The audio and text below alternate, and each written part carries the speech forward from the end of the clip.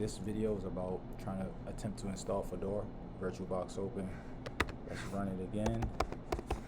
And I'll show you the versions I have. They call them flavors. So far I have Linux Mint, that runs pretty smooth. Windows 10 here, I got Kali Linux. I got enough storage on here. You still have to have that ISO file on your system to run it. Where were we? All right, so now we just gonna close out this Finder. Keep our virtual machine open. So now we're gonna see what Fedora is, all right? So we got Get Fedora. It's a lot of helpful information in here. One of the main things you would like to analyze an operating system or get some information on it is definitely go to the help. It's going to be a lot of information on there. Workstation uses link to focus on questions and answers about Fedora Workstation, right? Then you got the server. So there's this link, IoT, Internet of Things, the cloud, the GNOME, see, and KDE. See, that's what I'm talking about. All information you need. User guides. Download Fedora Linux, get started. And then dev guides to install Fedora Linux, upgrade Fedora Linux, right? These are great, all documentation, Fedora magazines. Okay, what's the ultimate Linux desktop? All right, why use KDE over GNOME? Does KDE use more RAM than GNOME? Which is better, KDE or GNOME? Can I switch? Let's see. Look at these guys. I'm switching to KDE Plasma. Why should I pick GNOME over KDE?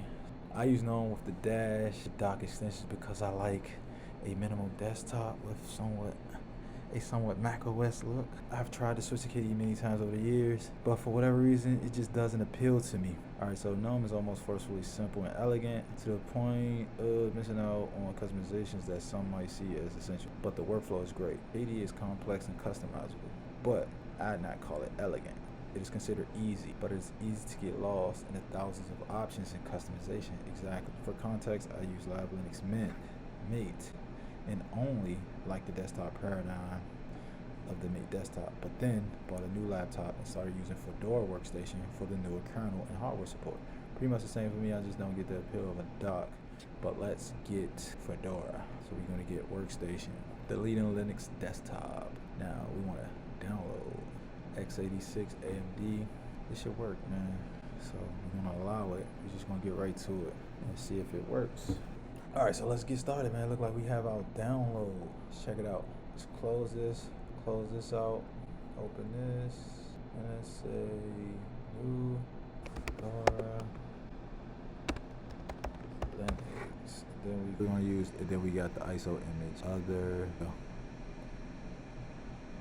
The install needs to be started manually. So next, then this is the way you do some hardware configuration. You can modify the virtual machine's hardware by changing the amount of RAM and virtual CPU count. So we want to start.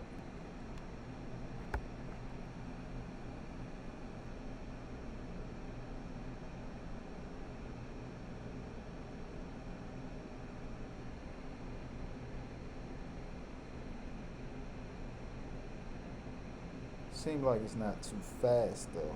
I may have to re-image it. Yeah, let's do a re-image of it. We're gonna drop the processor down back to 1, drop that back down to the minimum, and that's it. And it may move faster. That's pretty cool, man. This Fedora might be the best operating system.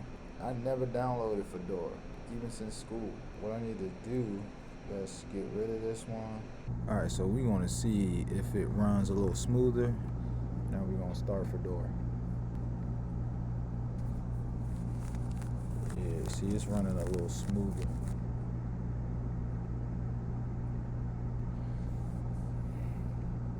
We can press with the view. Oh shit, it must have crashed. All right, so if we do this again, we got system, we're gonna do 2 processes.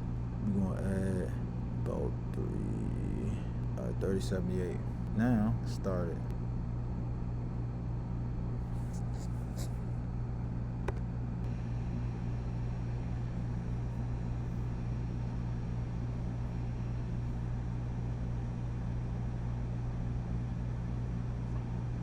Try again, see if we can get something performing. I changed some settings for the motherboard. As far as memory, I changed it to the para virtualization to KVM, and I enabled the UEFI.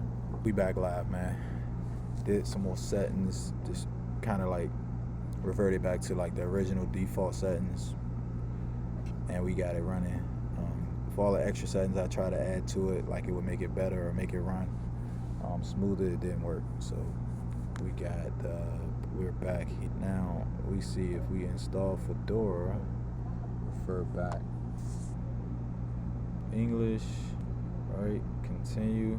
Yeah, so you actually have to install it.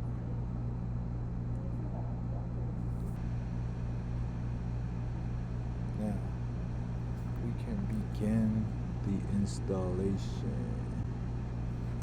So we back. The installation is almost done, and we're just gonna get kind of familiar with the desktop, but we're gonna blow right through this, get what we can get done. So I'll be back when it says finish installation. All right, so finally we're back in the Fedora workstation installation. Now we can finally finish it. Fedora is now successfully installed and ready for you to use. Go ahead and reboot your system to start using it. So finish. Nice. It's operative now. Oh yeah, we can right click. They want us to restart it. Look like this is the start menu. No, that's like the desktop menu. So to restart it, oh, it's all settings. Appearance. And this symbol here, really? It says restart it now. Here we go. Found it. Now restart. It's running smooth too, man.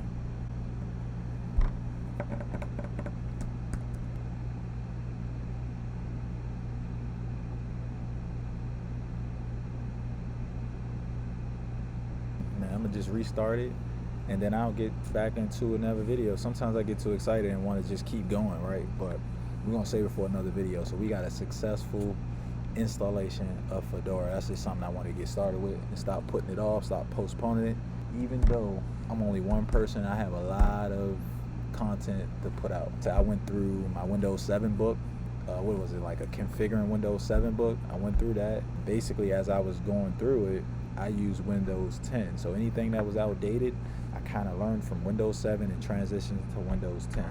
And I can do the same thing with Windows 11.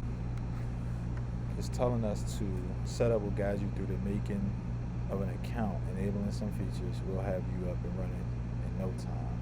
So I'll do that in another video, but we can save this state. Let's say file, save state, right? Saving. And then we'll pick up next time when I open Fedora up in the setup, and that'll be in another video. So stay tuned for that.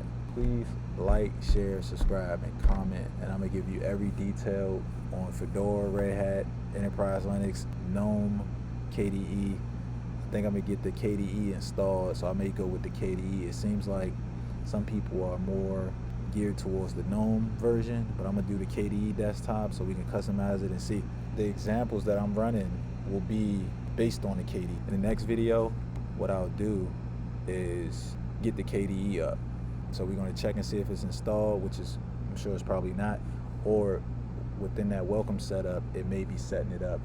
You may be able to set it up through there. Like in most of these videos, man, I just want to cut back on like a lot of the talking. I'm trying to breeze through this, man, because this is going to be a lot of work. It's not going to be a simple task to get through the whole operating system. And the goal here is to become a Linux super user. So that's it for this video. Please like, comment, share, subscribe, man. Please follow this. I'm doing this for you.